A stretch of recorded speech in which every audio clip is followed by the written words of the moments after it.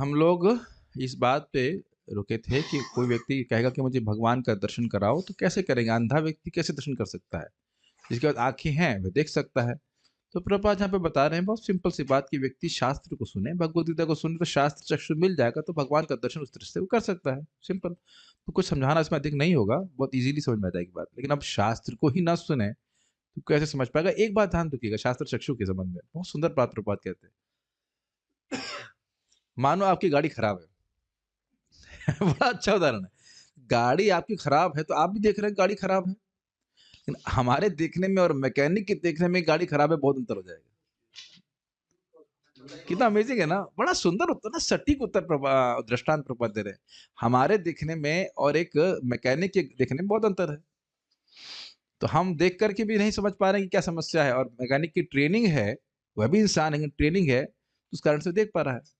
यहाँ तक कि अब हमने सुना भी है, इवन हमारे बाबा जी भी ड्राइवर थे उसके ट्रेन के, वो केवल आवाज़ सुन के बता देते थे इंजन की कि क्या प्रॉब्लम है उसमें। ऐसे बहुत से मैकेनिक होते हैं जो केवल आवाज़ सुन लेंगे, बता देंगे ये खराब है। हाँ, तो अब आप भी बैठे हो, आवाज़ आपको भी सुनाई पड़ रही है, हाँ, सुनाई तो पड़ रहा है, कुछ तो दिक्कत है, लेकिन ये समझ में नहीं आएगा कि क्या परेशानी है। तो देख रहे हैं, पश्यन्नपि न पश्यति, तो उसी उदाहरण से समझ लीजिए कि शास्त्र जो सुन रखा है, तो आप समझ सकते हैं आज आपकी रोटी खा रहे थे, वो रोटी कहाँ से आ रही? भगवान से आ रही, तो दिख रहे हैं भगवान। और जो नहीं हो, खूब रोटी मतलब खा रहा है, कुछ नहीं दिखाई पड़ रहे भगवान। ठीक है, तो भगवान को उनकी शक्तियों के द्वारा दिखने का प्रयास किया जा रहा है। उसी सत्य को सुनेंगे आगे। मैं भगवान को देखूंगा नहीं, यहाँ से शुरू करते हैं। भगवान के दर्शन कई प्रकार से हो सकते हैं। नहीं, लोग पूछ सकते हैं कि क्या आप हमें भगवान के दर्शन करा सकते हैं? हाँ, अवश्य। भगवान के दर्शन कई प्रकार से हो सकते हैं, किंतु यदि कोई व्यक्ति अपनी आंखें ही बंद कर ले और कहे कि मैं भगवान को देखूंगा ही नहीं, तो उसे कैसे दिखाया जा सकता है? बड़ा स्पष्ट है। उपर्युक्त श्लोक में बीजम शब्द का अर्थ है बीज, और इसे सनातन घोषित किया गया है। हम एक विशाल वृक्ष देख सकते हैं, किंतु इस वृक्ष का मूल उद्गम क्या है? वह बीज ही है और वह सनातन है। अस्तित्व का कारण यह बीज हर एक जीव में विद्यमान है। शरीर अनेक परिवर्तनों से गुजरता है, माता के गर्भ में विकसित होता है, एक छोटे शिशु के रूप में जन्म लेकर बालक और तरुण के रूप में बढ़ता है, किंतु उस अस्तित्व का जो खोज उसके भीतर है, वह स्थायी है, इसलिए उसे सनातन कहा गया है। थोड़ा समझने का प्रयास कीजिए, बहुत सिंपल सी बात। बीजम माम सर्वभूतानाम विद्धि पार्थ सनातनम। तो सभी जीवों में जो बीज है वो मैं हूं। देखा जाए तो स्पष्ट कहा जाए तो ये आत्मा को ही बाबा प्रपद रेफर कर रहे हैं। आत्मा ना हो तो शरीर का कोई वृद्धि, कोई परिवर्तन नहीं होता है। शरीर मान लो अगर युवावस्था में मर जाए तो वहीं से डिके करना शुरू कर देगा। तो बड़ा स्पष्ट है, और प्रपात बता रहे हैं कि क्या है बीज, वो सनातन है, हम सब शाश्वत हैं। अब आप बताइए कि कहाँ जीवित व्यक्ति नहीं दिख रहा है? मैं क्या अभी मुर्दों को क्लास दे रहा हूँ? ये आप कोई मुर्दा क्लास दे रहा है। समझ रहे हैं? ना मुर्दा क्लास दे रहा है, ना मुर्दों को क्लास दी जा रही है। Does it make sense? तब जब भी किसी जीव को देख रहे हैं, जीवित को देख रहे हैं, चींटी को देख रहे हैं, तो कहाँ जीवित नहीं देख रहे हैं, ये बता दीजिए? समझ रहे हैं? किसी भी जीवित व्यक्ति को देख रहे हैं तो समझ में आना चाहिए, हाँ भाई आत्मा है, आत्मा भगवान का अंश है, तो दिख जाएगा भगवान की शक्ति के रूप में। ठीक है? हमारा शरीर अगोचर रूप से प्रतिक्षण परिवर्तित हो रहा है। इसको समझ, ये तो बहुत ईज़ी है। अगोचर मतलब हमको समझ नहीं आ रहा है, लेकिन परिवर्तित हो रहा है। वो कुछ समय के बाद आता है, अरे दाढ़ी निकल आई, जो भी है। हमको ये नहीं मालूम चल रहा है कि इस क्षण कैसे परिवर्तित हो रहा है, लेकिन आप अगर कुछ समय के बाद देखेंगे तो परिवर्तित हो रहा है। ये बात प्रभुपाद कह रहे हैं। किंतु यह बीज आध्यात्मिक स्फुलिंग कभी नहीं बदलता। ये समझ में आ रहा है कि बीज का अर्थ क्या हो रहा है यहाँ पे? बीज मतलब आत्मा, और आत्मा भगवान के अंश है। कृष्ण घोषित करते हैं कि वे ही सभी प्राणियों में बसे हुए शाश्वत बीज हैं। श्री कृष्ण ही मतलब उनका अंश जीव है भगवान। श्री कृष्ण ही बुद्धिमान व्यक्ति की बुद्धि है। श्री कृष्ण की कृपा के बिना कोई भी व्यक्ति असाधारण रूप से बुद्धिमान नहीं हो सकता। प्रत्येक व्यक्ति एक दूसरे से अधिक बुद्धिमान होने का प्रयत्न कर रहा है, किंतु श्री कृष्ण की कृपा के बिना यह संभव नहीं है। अतः जब भी हमें कोई असाधारण बुद्धिमान व्यक्ति मिले, तो हमें समझना चाहिए कि यह असाधारण बुद्धि श्री कृष्ण ही है। इसी प्रकार अत्यंत प्रभावशाली पुरुष में जो प्रभाव दिखाई देता है, वह भी श्री कृष्ण ही है। तो थीम तो बड़ी सिंपल है। क्या थीम है? भगवान की शक्तियों को देख करके भगवान को देखना। सिंपल। लेकिन लोग शक्तियों को देख रहे हैं, शक्तिमान को देखने का सामर्थ्य क्यों नहीं है बताइए? बहुत इजी क्वेश्चन है। अज्ञान। अज्ञान मतलब किस चीज का ज्ञान?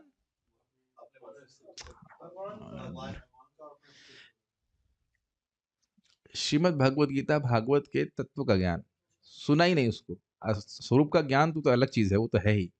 लेकिन जब कोई गीता भागवत से सुनेगा तब तो समझ में आएगा ना। आप समझ नहीं पा रहे हैं कि मैंने क्यों दिया एग्जाम्पल मैकेनिक वाला। वो सुना है, उसने उसकी ट्रेनिंग हुई है, तब वो उस आवाज को सुन करके कुछ ग्रहण कर पा रहे। जैसे अभी आप सोचिए, आप इधर आइए, घबराइए कुछ कुछ नहीं करूंगा, कुछ नहीं करूंगा, खाली हाथ देना। अब अरे और पास में आओ। अब मैं ऐसे नाटक करूं कि नाड़ी चेक कराओ, कुछ भी करता रहो, मुझे कुछ नहीं समझ में आया क्या हाथ में क्या है ना। ऐसे अब मेरे को बताओ, सही में एक हम वैद्य के पास जाया करते थे, तो उनका लड़का था फ्रॉड। वो लड़की को नाड़ी परीक्षण करना नहीं आता था, और करता क्या था देखिए, पिताजी नाड़ी देख लेते थे। तो अब जो कोई पिताजी के पास नहीं, पास उनके वो बड़े स्ट्रिक्ट नियम थे, तो कोई उनसे इलाज नहीं करा पाता, कहते आप मेरे पास आइए। उसी घर में वो दूसरा केबिन, और वो ऐसे-ऐसे नाड़ी दिखता था, ऐसे बता रहा हूँ, ऐसे करके नाड़ी नहीं देखी जाती है। नाड़ी देखी जाती है हाथ रख करके, वो तो समझता है ऐसे-ऐसे करेगा वो। उँगली एग्ज़ैक्टली, जैसे हारमोनियम में उँगली चलाते हैं, ऐसे करेगा, दिखाएगा। उसे कुछ नहीं पता था नाड़ी देखना। तो क्यों नहीं था? क्योंकि ट्रेनिंग नहीं है। तो अब मेरे यहाँ से हाथ पकड़ लेने से मैं नाड़ी नहीं पकड़ पाऊँगा। क्या वहाँ नाड़ी नहीं है? नाड़ी है, लेकिन जिसकी ट्रेनिंग है वह उसको समझ पाएगा ना। तो यही बात है कि भाई सब कुछ है, भगवान की शक्ति है, सब कुछ भगवान का अंश है, लेकिन जिसने इस प्रकार से ट्रेनिंग प्राप्त करी है, वह समझ पाएगा। और आप देखेंगे इसीलिए हम लोग महाप्रसादी प्रेयर्स बोलते हैं। ये स्मरण कराते हुए वास्तविक रूप में स्मरण करना चाहिए कि ये खाना, ये अन्न कृष्ण की कृपा से आया है। ये हमारे धन से, हमारे सामर्थ्य से नहीं आया, जबकि नेचुरल टेंडेंसी यही है। भारत में तो अब ये कल्चर लुप्त ही हो गया है कि हम खाने के पहले क्या प्रार्थना करें। आज मैं भी भूल गया बोलना, तो इसलिए मैं अपनी गलती को याद दिला रहा हूँ। आया प्रसाद और ग्रहण करना शुरू कर दिया। हमारे संग ये अच्छी बात है, कम से कम प्रसाद तो पहले से ऑफर्ड है, लेकिन वी शुड एक्चुअली प्रे। अन्न को आपने देखा होगा, समान अन्न को हाथ जोड़ करके ग्रहण किया था। ये तो उपनिषद में है कि अन्न का कभी निंदा नहीं करनी चाहिए। मैं एक एग्जाम्पल दे रहा हूँ, अन्न है, जल है, सब कुछ तो भगवान की शक्ति है। तो ये थीम बार बार कंटिन्यू कर रही है, यानी कि वस्तुओं को देखे लेकिन उसका संबंध भगवान से देखे। आगे अच्छा, मुझे पता नहीं है, कह रहे हैं कि परिक्रमा करके हाथ जोड़ के फिर खाते होते हैं, मुझे पता नहीं। अब अगर हमारे कृष्ण वालों से परिक्रमा करने लग जाए तो ये तो बड़ा कठिनाई आ जाएगी फिर। दिक्कत है। ठीक। वैसे परिक्रमा तो कृष्ण हॉल की पहले चालू हो जाती है, परिक्रमा का स्कोप नहीं है, नहीं तो लोग चारों ओर से घूमते रहते, कहाँ से घुसने का अंतर रास्ता है। चलिए नेक्स्ट देखिए, बलम बलवताम चाहम का, ओहो माइक पे बोली ना मेरे पीछे। आगे और कहाँ भगवान को देख सकते हैं, इसका वर्णन भी किया जा रहा है। बलम बलवताम चाहम, बलम बलवताम चाहम, कामराग विवर्जितम, कामराग विवर्जितम, धर्मा विरुद्ध भूतेषु, धर्मा विरुद्धो भूतेषु, कामोस्मि भरतर्षभ। कामोस्मि भरतर्षभ। आवाज कम बता रहे हैं, आवाज तो ठीक आ रही है, और बढ़ा दे रहा हूँ। अब तो आवाज ठीक आनी चाहिए, देख लीजिएगा। हाँ, नहीं नहीं, इधर जूम पे बोला था। बलम बलवताम चाहम, जो बलवान है उनका बल मैं हूँ। क्या याद आ रहा है आपको? कोई लीला याद आ रही भागवत से? हिरण्यकशिपु एंड प्रहलाद। हिरण्यकशिपु पूछ रहा है तेरा बल कहाँ से आ रहा है? जहाँ से आपका आ रहा है वैसे वहां से हमारा। यस, अर्जुन भी जब अपना द्वारका की रानियों को लेकर लौट के आ रहे थे, तो शाम का वो नहीं रक्षा कर पाए, तो जान रहे थे कि सारा शक्ति भगवान से आती है। काम राग विवर्जितम, यानी कि देखिए, इस जगत में जब किसी के पास बल होता है तो क्या करता है? लोगों का शोषण करता है। गुंडागर्दी करने वाले लोग सब टेढ़िया पहलवान नहीं होते हैं, रियली स्ट्रांग होते हैं। जितना ये गन होती है, कुछ भी होती, तो कहीं कोई बल आता है तो व्यक्ति, इंग्लिश में कहते हैं बुली करता है। हाँ, बुलिंग इसे कहना जाता है। हिंदी में क्या कहेंगे उसको? गुंडागर्दी। हाँ, गुंडागर्दी करना करता है। लेकिन देखिए, अर्जुन का शक्तिमान होना और रावण के शक्तिशाली होने में अंतर है कि नहीं? इसके तात्पर्य को आप प्रभुपाद की पढ़ सकते हैं कि देखिए, अर्जुन भी बहुत शक्तिशाली थे, बहुत ज्यादा शक्तिशाली थे, लेकिन कभी पूरा जीवन में, हिस्ट्री में सोच लीजिए, कभी भी वह किसी के शोषण के लिए अपना बल का प्रयोग नहीं किए। ये इतना आसान नहीं है। अगर आप इतने बलशाली हो कि कोई आपकी टक्कर का नहीं, हम कुछ भी करेंगे और कोई कुछ नहीं कर सकता, तब भी हम कुछ भी नहीं करेंगे। Power corrupts and absolute power corrupts absolutely.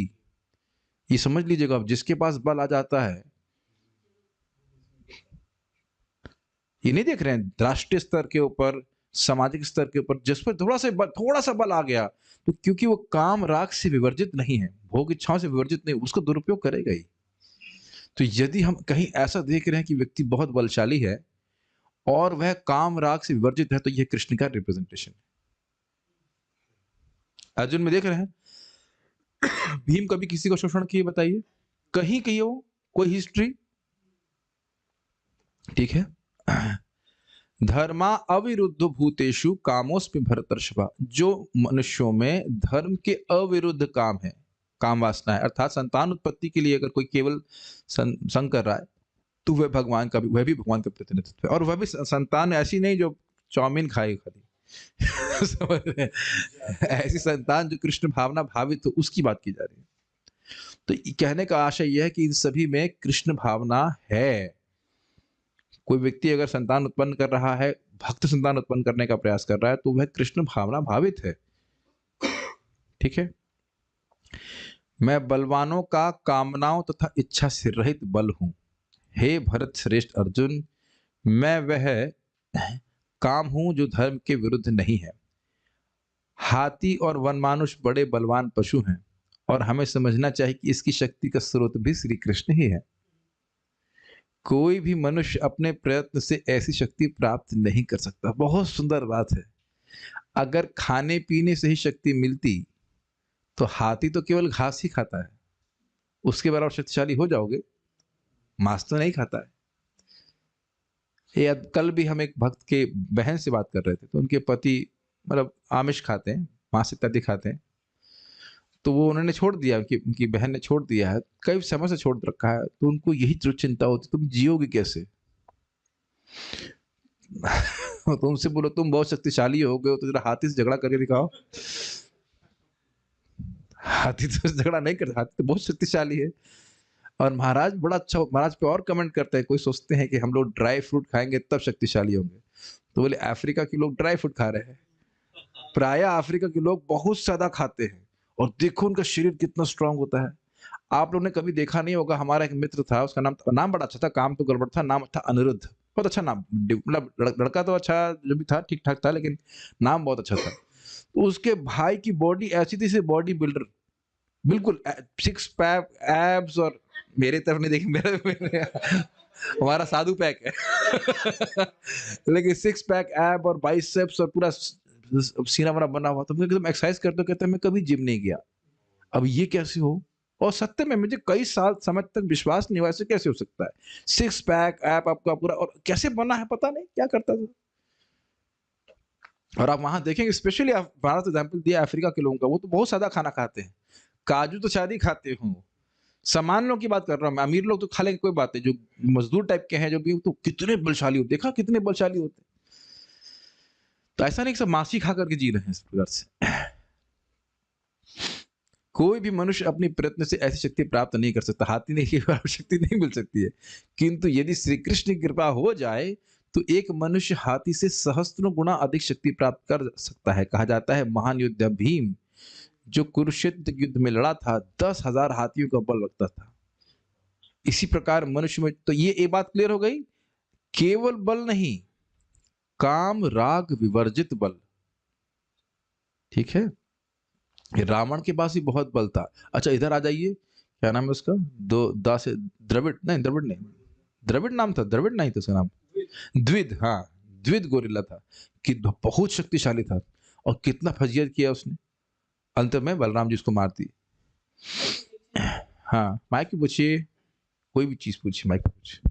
भगवान यहाँ बोल रहे हैं कि काम राग से विवर्जित जो बल है वो मैं हूँ, लेकिन उनके पास भी तो बल है, लेकिन वो काम राग से विवर्जित तो है नहीं। किसके पास? जो नेगेटिव लोग जैसे कि डेमंस जो है। हाँ तो वही तो बोल रहे हैं, काम और राग से विवर्जित जो बल है वह कृष्ण के रिप्रेजेंटेटिव है। ऐसे तो बल सब कुछ भगवान से आ रहा है, लेकिन यहाँ बोल रहे हैं कि जहां ये देखो कि बल बहुत है लेकिन काम और राग से विवर्जित है, तो ये भगवान की विशेष कृपा है, ये कहने का आशय। ये बात आपको बहुत हल्की लगती है क्योंकि हम लोग ना इतने बलशाली हैं नहीं। मान लो हम इतने बलशाली होती कि पुलिस भी कुछ ना कर सकती, तब भी कोई बात मानते? पक्की बात है, जहां गाड़ी होती वहीं चला देते आप, जहां मन में होता वहीं गाड़ी खड़ी कर देते। अरे पुलिस से नहीं डरते, अरे हम किसी से नहीं डरते। क्या यहाँ पे भी आप देखते हैं ना, कुछ मिनिस्टर विनिस्टर के जो छत्र छाया में रहते हैं वो कुछ भी करते बैठते हैं, प्राय कुछ भी करते बैठते हैं। अच्छा चलिए, अभी आपको नहीं लग रहा ना ये बात, ये देखिए ना, वो हम कुछ पॉलिटिकल बात नहीं बोलना चाह रहे हैं, खाली एग्जाम्पल लेना चाहते हैं। अमेरिका में कि लोगों ने अभी कुछ दिन पहले किसी इराक के लीडर के ऊपर बॉम्ब गिरा दिया, ऊपर हवाई जहाज से। उसमें अन्य लोग भी तो मारे गए होंगे। क्यों? ये बुलिंग नहीं है? किस भाई, वो जान रहा है कि ईरान ईरान था ना, इराक नहीं सर, ईरान ईरान हमसे युद्ध तो कर नहीं पाएगा, ऊपर से बॉम्ब गिरा तो खत्म। अब अन्य भी इराक इत्यादि भी किया, ये तो प्रैक्टिकल देख रहे हैं ना कि बल है तो बस उसका उपयोग कहीं भी कर दीजिए। चाइना भी देखिए कर रहा है कि नहीं, बलशाली है तो इधर जो छोटे छोटे राज्य हैं उनको परेशान कर रहा है। तो ये हम देखते हैं कि इस प्रकार से जब बल आता है तो व्यक्ति की बुद्धि खराब होती है, लेकिन भगवान क्या कह रहे हैं, बुद्धि ना खराब हो तो ये मेरा रिप्रेजेंटेशन है। ठीक है, ऐसे तो सबका बल भगवान से ही आ रहा है। भाई जैसे अब दूसरा एग्जाम्पल ले लें, भाई काम तो बच्चे तो सब पैदा कर ही रहे हैं, लेकिन जब धर्म धर्म के विरुद्ध ना जाकर काम है तो भगवान का रिप्रेजेंटेशन है। ये नहीं कि अब जो भी बच्चे पैदा कर रहे हैं भगवान की वो प्रतिनिधि हो जाएगी, ऐसा था ना होता है। इसी प्रकार मनुष्य में जो काम भाव है, ये भी यदि वह धर्म के प्रतिकूल नहीं है तो उसे भी श्री कृष्ण का रूप समझना चाहिए। यह काम भाव क्या है? काम का सामान्य अर्थ मैथुन लिया जाता है, किंतु यहाँ काम का अर्थ वह मैथुन है जो धार्मिक सिद्धांतों के प्रतिकूल नहीं है, अर्थात अच्छी संतान प्राप्त करने के लिए मैथुन। यदि कोई पुरुष अच्छी कृष्ण भावना भावी संतान को जन्म दे सकता है तो वह हजारों बार संभोग कर सकता है, किंतु यदि वह कुत्ते बिल्लियों की मनोवृत्ति वाली संतान उत्पन्न करता है तो उसका काम वासनापूर्ण जीवन धर्म के प्रतिकूल समझना चाहिए। सिंपल सी बात बोलते हैं समझ में, the problem is not population, the problem is what the population is doing, है ना। इस रूम में सब भक्त बैठे हुए हैं, कोई दिक्कत नहीं, एक गुंडा आ जाए इसमें सारा काम खराब कर देगा कि नहीं? जूम क्लासेस हो रही हैं, एक व्यक्ति परेशान करने के लिए बहुत है कि नहीं? अन्यों में भी जूम बॉम्बिंग कोई बहुत सारे लोग थोड़ा करते हैं, एक आध दो लोग होते हैं पूरी मीटिंग खराब कर देते हैं। कहीं जो आतंकवादी होते तो ना भीड़ लेकर के मारते हैं, एक व्यक्ति चला जाता है वो पूरा परेशान कर देता है। आपको पता ही होगा राजीव गांधी जी का जो हत्या की गई थी, एक माता जी गई थी बम बांध के। बम फोड़ने के लिए की माता जी बहुत है, एक प्रभु जी। अब ये लोग खतरनाक लोग हैं कि नहीं बताइए? आपको मालूम चल जाए किसी मेले में एक व्यक्ति बम बांध कर घूम रहा है तो वही पूरे मेले को डिस्टर्ब कर देगा कि नहीं बताइए? और ऐसे मेले में सारे सभी लोग आए हैं, चाहे हजारों लोग आए चाहे लाखों लोग आए, कोई कठिनाई नहीं है। ये बहुत गंभीर बात है। धार्मिक और सभ्य समाज में विवाह का उद्देश्य यह है कि स्त्री पुरुष सत संतान, अच्छी संतान उत्पन्न करने के लिए ही मैथुन करें।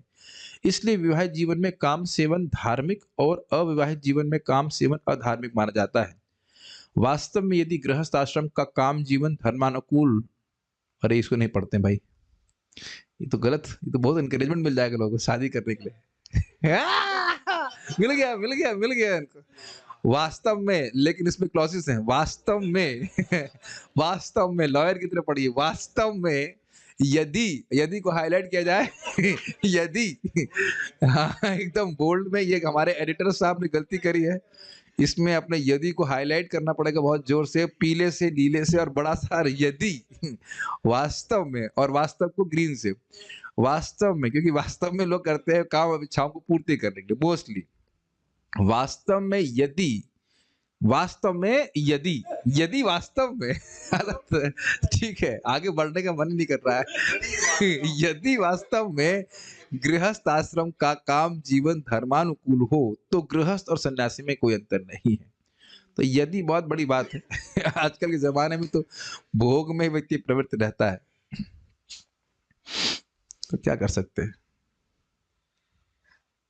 लेकिन ये सच्ची घटना हम जो बता रहे थे भक्त लोग, मैं जानता नहीं हूँ व्यक्तिगत रूप से, पुणे में एक व्यक्ति ने आश्रम ज्वाइन किया, उसको पहले से पता था कि वो शादी करना है उसको, और मैं समझता हूँ 5 साल या 6 साल जो भी रहा हो, 7 साल, मुझे नहीं एग्ज़ैक्ट टाइम पता, मंदिर में रहा, अच्छे से भक्ति किया, फिर वह एक भक्त से शादी किया, उसके बाद भी उन्हें कोई संग नहीं किया, फिर नियमों का पालन किया और फिर प्रॉपर तरीके से संस्कार करके जब संतान उत्पन्न हुआ उनका, तो उनका लड़का उनको खींच के मंदिर लेके जाता था।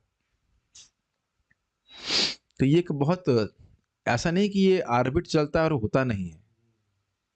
अगर काम वासना पे आधारित होकर के संतान उत्पन्न करेंगे तो उनसे उम्मीद करें कि भक्ति करें, तो कुछ क्या कह सकते हैं। अब कभी भक्त लोग निरुत्साह हो जाते हैं कि हमारे तो बच्चे हो गए, अब हमको पता ही नहीं था भक्ति के बारे में, तब क्या करें। तो दूसरा एंगल से भी यह भी है कि कोई व्यक्ति अगर भक्ति स्वीकार करता है तो देव विश्व द्रोहोपि, यदि वह देवताओं का द्रोही हो और विश्व का भी द्रोही हो तो भी वह शुद्ध हो जाता है। तो उसे भक्ति कराइए, जब कराइए भगवान का प्रसाद खिलाइए, धीरे धीरे करके ठीक हो सकता है। और ना ठीक हो, प्रसाद तो खाएगा ही। प्रसाद खाने का बहुत बड़ा फर्क है, आगे जाके अगले जन्म में भक्त में आ जाएगा। Making a best use of a bad bargain. लेकिन अगर ऐसी स्थिति में बच्चे भक्ति नहीं करते हैं तो कम से कम स्वयं भक्ति करते रहिए। समझ रहे हैं बात? आपको देख के करें या ना करें, आपकी भक्ति तो होती रहेगी। उसके लिए नहीं, वो नहीं कर रहे तो क्या कर सकते, प्रसाद खिला दीजिए। इसमें देखिए, सही बात बताऊं तो ये सब बातें ना बड़ी अजीब सी लगती हैं, क्योंकि इस तरह की ट्रेनिंग नहीं है।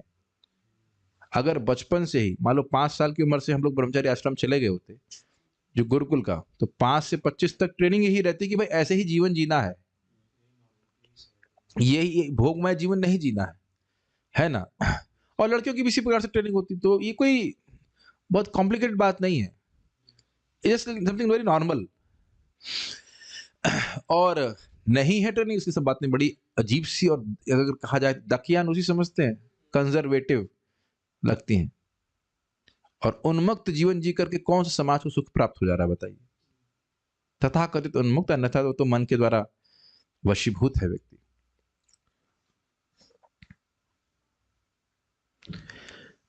अब वो कह रहे हैं कि जो कुछ भी देख रहे हो वो मुझसे ही आ रहा है। मेरे पीछे बोलिए,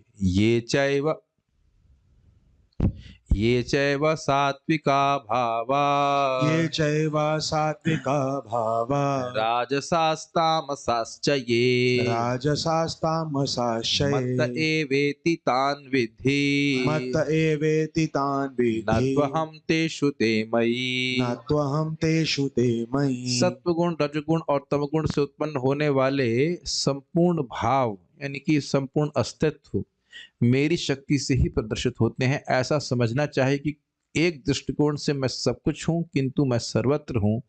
मैं इस भौतिक प्रकृति के गुणों के अधीन नहीं हूं। भगवद गीता 7वां अध्याय 12वां श्लोक। समझ में आया श्लोक? कुछ भी जगत में सृष्टि है वो किन चीजों से उत्पन्न है? प्रकृति के गुणों से। तो जो भी ऊंचे नीचे भाव आप जो कुछ भी देख रहे हो वो किसकी शक्ति है? भगवान की। तो ऐसे तो भगवान ने बताया यहां देखो वहां देखो, फिर कह रहे तुम जहां देख रहे हो वो सब मेरी ही शक्ति द्वारा उत्पन्न है। तो अब एक दृष्टिकोण से मैं सब कुछ हूं, कोई एक्सप्लेन कर सकता है यहाँ पे? सब कुछ भगवान की शक्ति है, इसलिए उस दृष्टि से वह भगवान से अभिन्न है। लेकिन यह नहीं सोचना चाहिए कि भगवान वहां पे है। भगवान वहां पे है अपनी शक्ति के रूप में, लेकिन भगवान इससे भिन्न है। गोबर और गाय, गोबर गाय से आता है, इसलिए गाय गोबर के रूप में विद्यमान है, लेकिन गोबर गाय नहीं है। समझ गए? ओके। कोई श्री कृष्ण से यह प्रश्न कर सकता है, आप कहते हैं कि मैं शब्द, जल, प्रकाश, सुगंध, सबका बीज, बल, काम, इच्छादि हूं, तो क्या इसका तात्पर्य यह है कि आप केवल सत्वगुण में ही विद्यमान रहते? बहुत सुंदर प्रश्न। क्या केवल अच्छी वस्तु में ही विद्यमान रहते हैं? तो इस भौतिक जगत में सत्वगुण, रजगुण और तमोगुण तीनों हैं। अभी तक श्री कृष्ण ने अपने आप को सत्वगुण से उत्पन्न भावों से व्यक्त किया है। उदाहरणार्थ विवाहोपरांत धर्मानुकूल काम में। क्लियर समझ में आ रहा है? बहुत अच्छा प्रभात का तात्पर्य। किंतु अन्य दो गुणों राजस और तामस के विषय में क्या स्थिति है? क्या श्री कृष्ण उनमें स्थित नहीं है? देखिए मैंने पहले ही बोला था कि बल, किसी का भी बल भगवान के द्वारा ही आ रहा है, लेकिन जहां पे सत्वगुण है वहां पे तो विशेष रूप से प्रकट हो रहा है। इसके उत्तर में श्री कृष्ण कहते हैं कि इस भौतिक जगत में जो कुछ दिखाई दे रहा है वह प्रकृति के इन्हीं 3 गुणों की अंतःक्रिया का परिणाम है। बड़ा स्पष्ट है। यहाँ जो कुछ भी अनुभव किया जा सकता है वह सत्वगुण, रजोगुण और तमोगुण का ही समुच्चय है, मतलब कॉम्बिनेशन है। इसको थोड़ा समझ लीजिएगा कि हर वस्तु में बस खाली इन्हीं 3 गुणों का डिफरेंट सम्मिश्रण है। जैसे आप लोग ये टीवी में अलग-अलग दृश्य देख रहे हैं, लेकिन आप सब जानते हैं कि इसमें 3 डॉट होते हैं। अभी भी ऐसा होता है? आरजीबी, रेड, ग्रीन और ब्लू, और उन्हीं के कॉम्बिनेशन से विभिन्न-विभिन्न दृश्य प्रस्तुत होते हैं। तो बहुत अच्छा एनालॉजी है। उसी प्रकार से जगत में हमको विभिन्नताएँ दिखाई पड़ रही हैं, लेकिन कब वो बनी किससे हैं? प्रकृति के 3 गुणों से, और वो कहाँ से आए हैं? भगवान की शक्ति। सभी स्थितियों में इन 3 गुणों की उत्पत्ति मेरे द्वारा होती है। ठीक है? चूँकि श्री कृष्ण इन तीनों गुणों के स्रष्टा हैं, इसलिए इन गुणों की स्थिति श्री कृष्ण में है, किंतु श्री कृष्ण उनमें स्थित नहीं है, क्योंकि श्री कृष्ण इन तीनों गुणों से परे हैं। ये दोनों सब बातें समझ में आ रही हैं? प्रकृति के 3 गुण हो गए, रजोगुण, तमोगुण, सत्वगुण, और ये भगवान से सर्वथा अलग हैं। ये जड़ हैं और भगवान चिन्मय सत्ता वाले हैं। तो भगवान से बाहर कुछ भी नहीं है, लेकिन भगवान का स्वरूप इससे अलग है और भगवान इससे विरक्त भी है। ठीक है? इस प्रकार दूसरे अर्थ में तामसी असत प्रकृति या पदार्थ भी जो अज्ञान से उत्पन्न होते हैं, जब कृष्ण भावना में प्रयुक्त होते हैं तो कृष्ण रूप ही हो जाते हैं। ये बहुत सुंदर बात है। इंग्लिश में कहें, matter regains spiritual quality when engaged in Krishna service. पदार्थ जब भगवान की सेवा में नियोजित किया जाता है तो वह अपने आध्यात्मिक गुण को प्रकट कर देता है। तो भगवान के लिए कुछ भी भौतिक और आध्यात्मिक नहीं है, सब उनके लिए आध्यात्मिक है। तो यदि हम पदार्थ का उपयोग भगवान की सेवा में करते हैं, वो तुरंत स्पिरिचुअल हो जाता है या स्पिरिचुअलाइज्ड हो जाता है। ओके, यह कैसे? उदाहरणार्थ एक विद्युत अभियंता, इंजीनियर बिजली निर्माण करता है। अपने घरों में हमें इस विद्युत शक्ति का अनुभव फ्रिज यंत्र के में ठंडक के रूप में और बिजली के चूल्हे में गर्मी के रूप में होता है, किंतु ऊर्जा की उत्पत्ति स्थल बिजली घर में विद्युत शक्ति न ठंडी है न गर्म।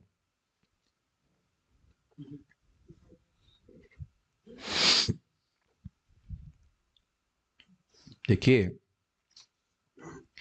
एक बहुत ही सुंदर बात यहाँ प्रभुपाद जी ने कही है, जरा थोड़ा सा विचार कीजिए। बिजली गर्म है कि ठंडी?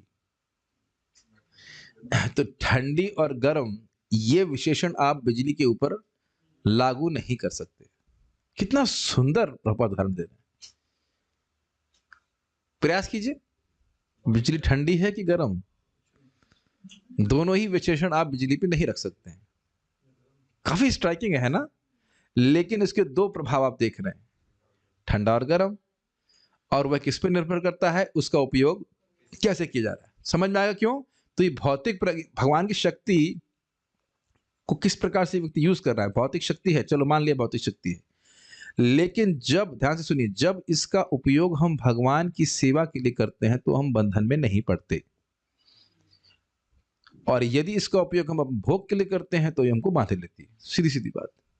यही माइक मैं कुछ अनुकरण बोलने के लिए इस्तेमाल करूंगा तो बंधन में पड़ूंगा, और भगवान के बारे में बोलूंगा तो मुक्त हो जाऊंगा। सीधी सीधी बात। कई बार हमारी चर्चाओं में आया है खाने के बारे में क्या खाना है खाना, लेकिन देखिए, खाना हमारे आत्म साक्षात्कार का बहुत बड़ा प्रक्रिया है। अतः श्री कृष्ण नामादि न भवेद ग्राह्यम इंद्रिय सेवोन्मुखे जीवादौ स्वयं विस्फुरतः। भगवान की बात समझ में नहीं आती है, लेकिन जब प्रसाद ग्रहण करता है और भगवान के बारे में बोलता है तब भगवान की बात समझ में आती है। आहार शुद्धौ शत्रु शुद्धि। बिना आहार के तो नहीं रह सकते, और सूखा रह के भी नहीं काम बनेगा। आहार मतलब भगवान का प्रसाद। आप सुन चुके हैं, भगवान का प्रसाद ही ग्रहण करने से भक्त लोग माया से मुक्त हो जाते हैं। उद्धव जी भगवान श्री कृष्ण को कहने हैं। Does that make sense? जब बोला जा रहा है आहार निद्रा भय मैथुन, अर्थात केवल भगवान से अलग होकर सब उस कार्य को किया जा रहा है, लेकिन अगर भगवान का प्रसाद ग्रहण कर रहे हैं तो आप मुक्त हो रहे हैं। यज्ञ शिष्टाचार संतो वाला श्लोक जानते ही हैं, तीसरे अध्याय का 13वां श्लोक। तो कहने का आशय यह है कि वो भोजन गड़बड़ नहीं है, लेकिन भोजन को अगर आपने भगवान से कनेक्ट किया तो आप मुक्त हो जा रहे हैं, और नहीं कनेक्ट किया तो बंधन में पड़ रहे हैं। अब तो क्लियर हो गया होगा। तो किसी भी वस्तु का उपयोग हम कैसे कर रहे हैं उस पर निर्भर करता है कि उनको बांधेगी, यानी कि ठंडा करेगी या गर्म करेगी, बांधेगी या मुक्त करेगी। उसका भगवान श्री कृष्ण से संबंध जोड़ के करने वाली बात हो जाती है। अन्य प्राणियों के लिए इस शक्ति की अभिव्यक्ति भिन्न भिन्न प्रकार से हो सकती है, किंतु श्री कृष्ण के लिए वह भिन्न नहीं है। इसलिए हमें कभी कभी ऐसा लगता है कि श्री कृष्ण रजोगुण और तमोगुण के सिद्धांतों में लिप्त होकर कार्य कर रहे हैं, किंतु श्री कृष्ण के लिए यह कृष्ण के अतिरिक्त और कुछ नहीं होता। जैसे कि विद्युत अभियंता के लिए विद्युत शक्ति केवल विद्युत शक्ति है और कुछ नहीं। वह इस प्रकार का भेद नहीं करता कि यह ठंडी बिजली है और वह गर्म बिजली है। क्या बात प्रभुपाद जी कह रहे हैं, स्पष्ट हो गया।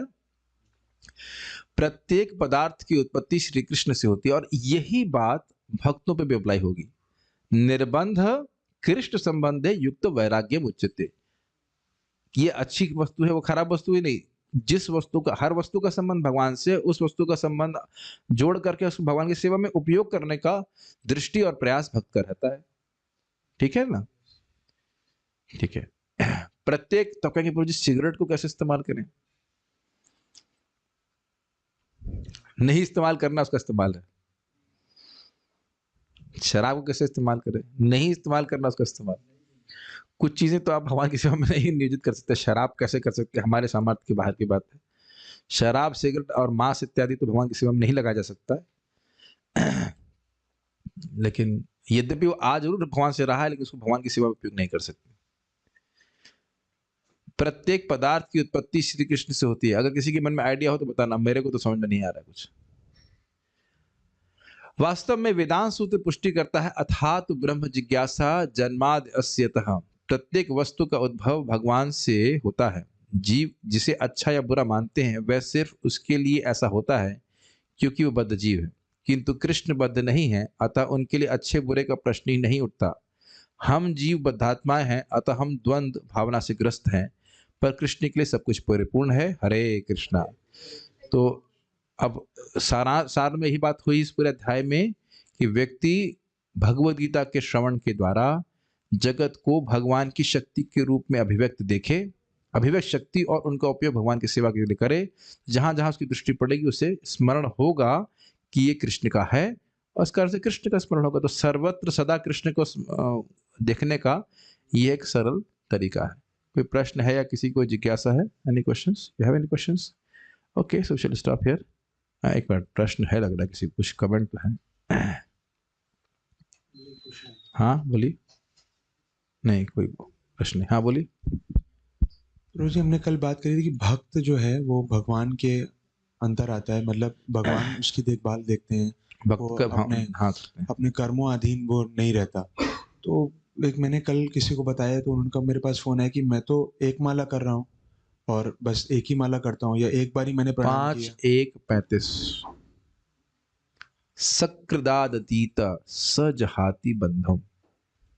5:1:35 सकृदादतीत। और हम रोज तो गा रहे हैं ना, कथमपि सकृदातम मुक्तिदम प्राणिनाम। यदि किसी भी तरह से और केवल एक बार भी कृष्ण का नाम उच्चारण किया है तो बंधन से मुक्त हो जाता है। तो प्राय फिर सब जो भारतवर्ष में ऐसे सभी कृष्ण का नाम तो एक बार ही ले ही लेते हैं प्राय, जो मंदिर में हाँ, जाते हैं। लेकिन प्राय सभी बहुत लोग अपराध भी करते हैं। ये भी हम लोग पढ़ चुके हैं कि यद्यपि नाम उच्चारण कर रहे हैं, लेकिन उनके मन में रहता है इसमें इतनी शक्ति थोड़ी ना है, ये बहुत बड़ा अपराध है, इसे कहते हैं अर्थवाद। अरे तो बढ़ा करके बोला गया है। जब ऐसा अपराध कर देगा तो यद्यपि भगवान का पूरा सामर्थ्य है नाम का, लेकिन कृपा नहीं करते। ये अपराध कभी नहीं करना चाहिए कि नाम की महिमा को अधिक करके बोला गया है। हम लोग 6.2.9-10 की टीका में खूब बारंबार इस बात को फोकस किया गया है।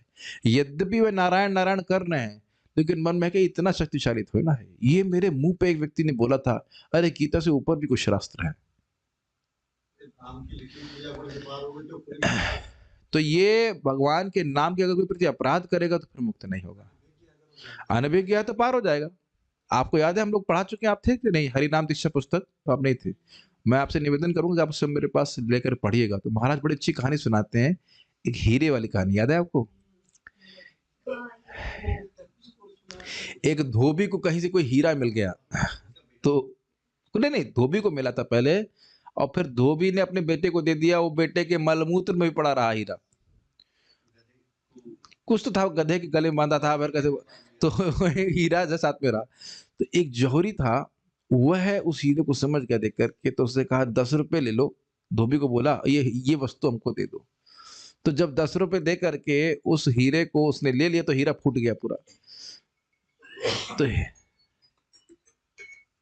तो हीरे से उस जौहरी ने पूछा कि तुम धोबी के बच्चे के मलमूत्र में पड़े हुए थे जब वो पहना हुआ था, जो भी, तब तुम नहीं फटे, और अब मैं तुम्हारा 10 रुपये मूल दे रहा हूँ, जो भी मूल्य देकर के लिया हूँ, तुम फट गए। तो कहते हैं वह मेरा मूल्य नहीं जानता था, और तुम मेरा मूल्य जानते हुए भी 10 रुपये आंकलन लगा रहे हो। कुछ समझ में आया बात? बड़ा सुंदर, वो बहुत अच्छी पुस्तक है, हम लोग उसको एक लाइन डिस्कस किए, बहुत अच्छा पुस्तक है। तो ये नाम अपराध हो जाता है।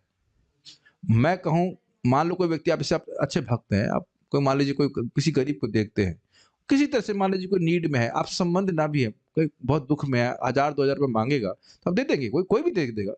अब कहे तू तो भिखारी है, तू मुझे क्या दे सकता है, तब आप होते हुए भी 2 रुपये नहीं देंगे उसको। आप देखिए ना, एक व्यक्ति है कि नहीं? तो भगवान के नाम में सामर्थ्य है, कहे नहीं सब तो बढ़ा के बोला गया, ये क्या है, वो क्या है, तो जो झूठ है, माइथोलॉजी है, तो भगवान का नाम कृपा नहीं करता। जैसे अनंत जन्मों के पाप नष्ट होते हैं, लेकिन मैं प्लानिंग करूं, चल तेरे से दुश्मनी, इसकी सुपारी ले लेता हूं, गोली मार दूंगा, उसका हरे कृष्ण करूंगा, तो फिर पाप नष्ट नहीं होता है।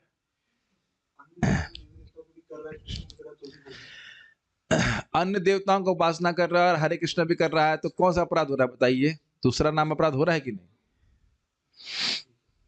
तो नाम अपराध करने से, ये बहुत, आप जो बात बोल रहे हैं बड़ी संगीन है, कि नाम अपराध करने अगर ना करे तो इतनी तेजी से प्रगति होगी कि वो खुद प्रभावित हो जाएगा, ये क्या हो रहा है। लेकिन नाम अपराध करने से थोड़ा स्पीड बहुत कम हो जाती है। एकदम स्पष्ट लिखा है, किंतु देह द्रवण, देह चलाने के लिए, धन प्राप्त आदि करने के लिए अगर नाम उच्चारण करता है तो शीघ्र ना एव विप्रा, बहुत शीघ्रता से वह नाम प्रभाव नहीं दिखाता है। नहीं तो बस कान में प्रवेश हो जाए, जीभ से संपर्क हो जाए, किसी तरह से नाम का संपर्क हो जाए, वो तुरंत मुक्त कर देता है। मैं श्लोक बोल चुका हूँ जब टॉक में, चैतन्य चरितामृत में हरिदास ठाकुर जी कोट करते हैं, जहाँ डिस्कशन है ना हरिदास ठाकुर जी और महाप्रभु के बीच में, किसी तरह से नाम से संपर्क हो जाए, मुक्त हो जाएगा। लेकिन प्राय लोग इसको प्रोफेशनल रूप में लगा देते हैं, फिर नहीं होता है परिवर्तन। ठीक है, ओके। इसीलिए आप देखेंगे बहुत पापी व्यक्ति है, घोर पापी होगा, और भगवान का नाम उच्चारण करना शुरू किया और सारे उसके जीवन में परिवर्तन आ जाता है। और कुछ लोग तथाकथित रूप से धार्मिक होते हैं लेकिन कोई परिवर्तन नहीं आता, तो वो थोड़ा सा वहां पे अंतर आ जाता है। तो नाम अपराध के कारण से होता है। ठीक है, okay, so we shall stop here. Srila Prabhupada की जय। ताई गौर प्रेमानंदे। Thank you all for coming.